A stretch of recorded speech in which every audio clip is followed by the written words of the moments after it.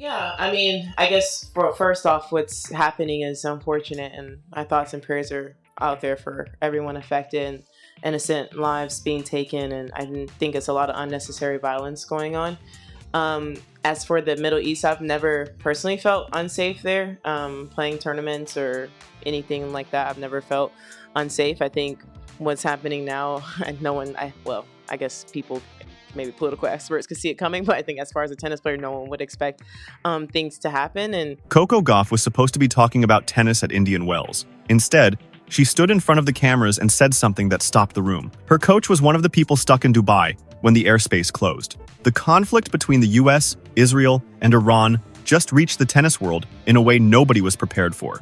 Here is what happened. Do you think athletes like Coco Gauff have a responsibility to speak up about global conflicts, or should sports remain separate from politics and war? Tell me your honest opinion in the comments. Let's start with what Coco Gauff actually said, because the words deserve to be heard clearly before anything else gets added around them. My coach, Gavin, is actually there right now. He's currently stuck, and I don't know if he's going to make it. I just want him to be safe, but I don't know if when he can leave and things like that. We're just taking it day by day with him. But yeah, I've never felt unsafe. My coach, Gavin, is actually there right now. He's currently stuck, and I don't know if he's going to make it. I just want him to be safe, but I don't know when he can leave and things like that. We're just taking it day by day with him. But yeah, I've never felt unsafe here. Standing at Indian Wells, one of the biggest tennis tournaments outside the 4 Grand Slams, Gauff addressed the situation unfolding in the Middle East, following joint US and Israeli military strikes against Iran. She did not dance around it. She did not offer the standard athlete non-answer about focusing on the competition. She said directly that what is happening is unfortunate, that her thoughts and prayers are with everyone affected, and that she is thinking about the innocent lives that are being lost. Those are not complicated words. They are not a political manifesto. They are a human being acknowledging that people are dying and that it matters. She also said something more personal. Her coach was among the group of tennis personnel who got stranded in Dubai when the airspace was closed following the escalation of the conflict. Gauff said she is grateful to have gotten out before things reached where they are now. She described the circumstances as unfortunate and said there are a lot of difficult things happening right now. I never really felt unsafe in a lot of parts of the world, and it's one of the things that, violence can happen, but it can happen in different forms. For example, in the US, we do have a lot of mass shootings, and there's always uncertainty with that. And I don't think, a lot of hate is being towards the Middle East, but I think it's just a lot of unfortunate circumstances that are happening right now, and the timing of everything makes it difficult that there are the guys that are there stuck. But I am thankful that I was able to get out of that before things turn to where it is now. I've never really felt unsafe in a lot of parts of the world, and it's one of those things where violence can happen, but it can happen in different forms. For example, in the US, we do have a lot of mass shootings, and there's always uncertainty with that. I don't think a lot of hate is being directed towards the Middle East, but I think it's just a lot of unfortunate circumstances that are happening right now, and the timing of everything makes it difficult that the guys that are there are stuck. But I am thankful that I was able to get out of that before things turn to where it is now. Intro 4. For context on why the Dubai situation matters beyond just one player's travel disruption, Dubai had just hosted both WTA and ATP tournaments. When the conflict escalated and regional airspace was closed, a significant number of players, coaches, ATP and WTA staff, and tournament workers found themselves unable to leave. These are not people with military training or crisis response infrastructure. They are tennis professionals who showed up to do a job at a sporting event and suddenly found themselves in a city where the airspace had been shut down due to military activity in the surrounding region. The human dimension of that is worth sitting with. A coach trying to get from Dubai back to wherever home is, a player trying to reach a family member to confirm they are safe, a tournament official trying to figure out how to get dozens of people out of a city that has suddenly become part of a much larger and more dangerous story. These are ordinary people in an extraordinary situation that they had no role in creating and no ability to control. And then there is the ATP Challenger tournament that was taking place elsewhere in the United Arab Emirates at the same time. That event was not paused or postponed with notice. It was abruptly suspended due to a security alert. Players and staff were ordered to leave the courts and move to designated safe areas. A tennis match, a completely ordinary professional tennis match, was interrupted because the security situation in the region required everyone in the building to take immediate protective action. That tournament was subsequently canceled entirely.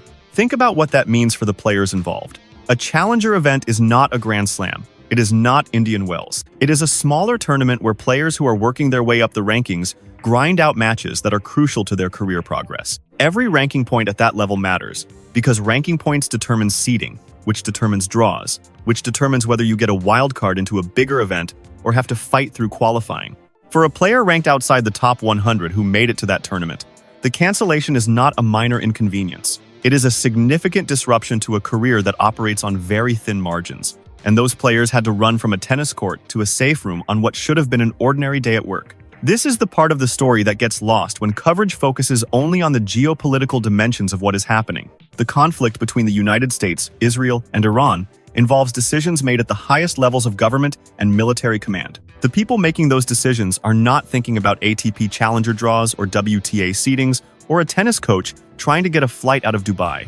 But the consequences of those decisions land on real people in real situations. And some of those people happen to be tennis players and the people who work around them. Coco Gauff is 21 years old. She is the 4th-ranked women's tennis player in the world. She won the US Open. She has been in the professional spotlight since she was 15 and has navigated that spotlight with a maturity that continues to surprise people who forget how young she actually is. When she steps up to a microphone at a press conference and chooses to talk about a war rather than redirect to tennis, that is a deliberate choice. She understands what she is doing when she does it. Her comments at Indian Wells were not a lengthy political statement. They were brief, careful, and human. She did not assign blame. She did not take a side in the geopolitical argument about whether the strikes were justified, what the military objectives were, or what the diplomatic consequences might be. She said innocent lives are being lost, that she is thinking about the people affected, and that she is grateful her own people got out safely. That is the minimum human response to a situation where people are dying. And the fact that it is worth noting she said it at all reflects something about how athletes, particularly American athletes competing on the world stage, are often expected to stay in their lane and talk about their sport. The Iran conflict, by any measure of scale and consequence, is not a lane-staying situation. Reports have confirmed that Iranian Supreme Leader Ayatollah Ali Khamenei was killed in the strikes. The regional implications of that alone are significant in ways that will play out over months and years. The immediate human cost, in terms of civilian lives affected by military operations in a densely populated region, is real and ongoing. The tennis connection to all of this is specific and documented. Dubai's airspace closure created a situation where people who had nothing to do with any military or political decision found themselves stranded in a city they had come to for a tennis tournament. The UAE, which has positioned itself as a hub for international sporting events over the past 2 decades, suddenly became a place where ordinary professional travel became uncertain and potentially dangerous. For the sport itself, this raises questions that nobody in tennis administration was prepared to answer on short notice. When does a tournament get canceled versus postponed? At what security threshold do you make that call? And who makes it? How do you ensure the safety of players, staff, and spectators when the threat is not localized to a venue but regional in nature? The ATP Challenger cancellation was the immediate answer to those questions in one specific case. But the broader framework for how professional tennis navigates a regional military conflict has not been clearly established.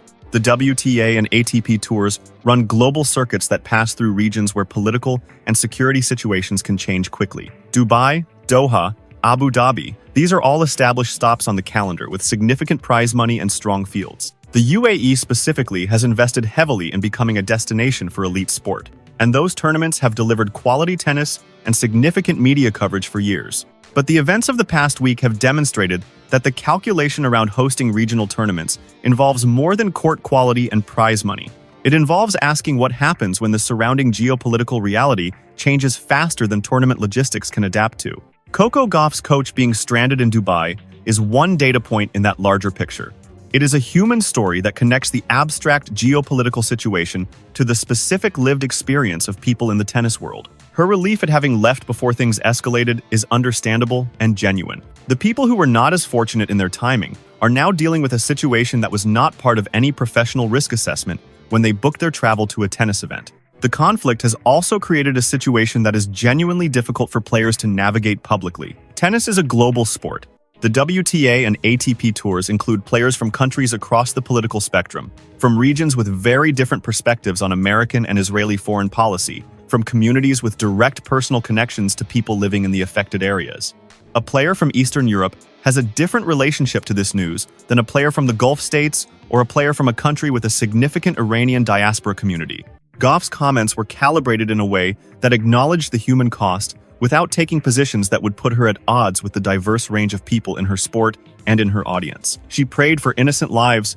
She expressed concern for the affected. She noted her own personal connection through her coach's situation. She did not say anything that required anyone in her audience to agree with a political position in order to share her basic human response to people being killed. That is a harder thing to do than it looks, especially when the pressure on public figures to either perform complete silence or take maximally polarizing positions leaves very little room for the kind of measured, human response she chose. The Indian Wells tournament is continuing. Tennis is being played. The matches are happening. The rankings are being updated.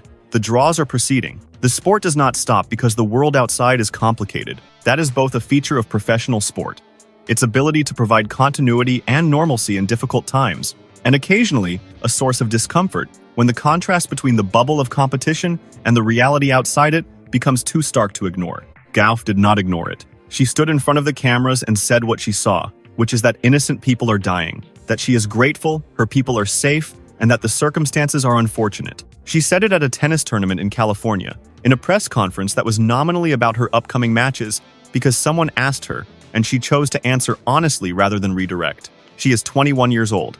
She is playing tennis while her coach is trying to get home from Dubai, while a conflict involving 3 nations plays out in the background of a sport that is trying to figure out what any of this means for the people who travel the world, playing it. The war does not pause for the tournament. The tournament does not pause for the war. And somewhere in the middle of that, there are real people, players, coaches, staff, and the countless civilians who have no connection to tennis at all, who are dealing with consequences they did not choose and cannot control. Coco Gauff said what needed to be said, simply, carefully, and humanly. In the middle of a tennis tournament, while her coach was trying to get home. That is the story, and it is a bigger story than any match result this week. Coco Gauff could have talked about her draw or her preparation. Instead, she talked about innocent lives being lost, her coach being stranded, and a conflict that reached a tennis court in the UAE in the worst way possible. Sport and the real world are not as separate as we sometimes pretend. Hit like, subscribe, and tell me your thoughts below.